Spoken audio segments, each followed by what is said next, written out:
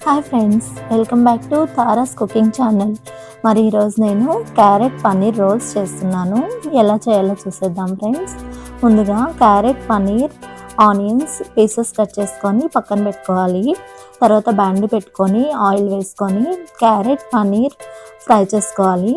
ఒక 5 minutes fry అయిన తర్వాత పసుపు, కారం, ఉప్పు, గరం మసాలా, కసూరి మేతి, ధనియా పౌడర్, ఒక 2 స్పూన్స్ నిమ్మరసం వేసుకొని బాగా మిక్స్ చేసుకొని ఒక 5 minutes అలా బాగా మిక్స్ చేసుకొని పక్కన పెట్టేయాలి. అంతే, మనకి క్యారెట్ పన్నీర్ మిశ్రమం రెడీ అవుతుంది. రోల్లోకి స్టఫింగ్ కోసం అని ఇది ప్రిపేర్ చేసి పక్కన పెట్టుకోవాలి. ఒక బౌల్లో తీసి పెట్టుకోవాలి.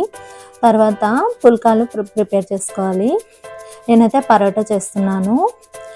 ముందుగా గోధుమ పిండిలో కొద్దిగా సాల్ట్, ఒక 2 స్పూన్స్ కర్డ్ వేసుకొని బాగా మెత్తగా చపాతీ పిండిలాగా తడిపి పెట్టుకోవాలి. మనం కర్డ్ వేయడం వల్ల మనం పుల్కాలైనా చేసుకోవచ్చు, పరోటాలైనా చేసుకోవచ్చు. నేనైతే లేయర్స్ పరోటాలు చేస్తున్నాను. మీకు తెలిసే ఉంటుంది, పరోటాలు అయితే మనం చాలా షేప్స్లో చేసుకుంటాం. నేను కూడా round shape, triangle shape, square షేప్లో చేస్తాను.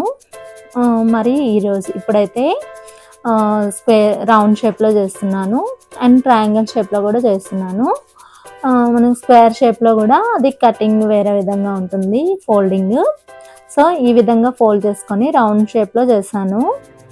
ఈ విధంగా రౌండ్ షేప్లో చేసుకొని పుల్కాలాగా చేసుకొని బాగా చపాతీలాగా రోల్ చేసుకొని కాల్చుకోవాలండి. చపాతీ కాల్చుకున్నట్టుగా 2 sides ఆయిల్ కానీ బటర్ కానీ వేసుకొని ఫ్రై చేసుకోవాలి.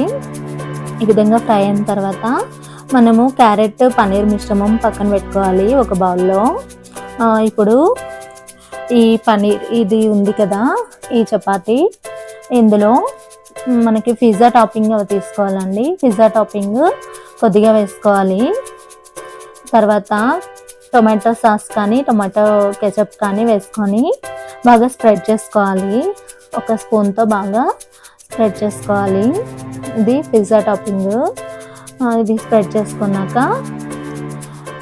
టొమాటో సాస్ కూడా వేసుకొని స్ప్రెడ్ చేసుకోవాలి. మధ్యలో మనము క్యారెట్ పన్నీర్ మిశ్రమాన్ని పెట్టేసుకొని రోల్ చేసుకోవాలి. ఇది మనకి టొమాటో సాస్తో సర్వ్ చేసుకుంటే చాలా యమ్మీగా ఉంటుంది.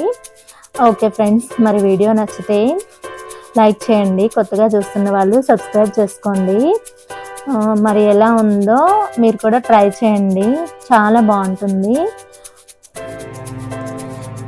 మరి ఇది టొమాటో సాస్తో పిల్లలైతే చాలా ఇష్టంగా తింటారండి. Okay friends.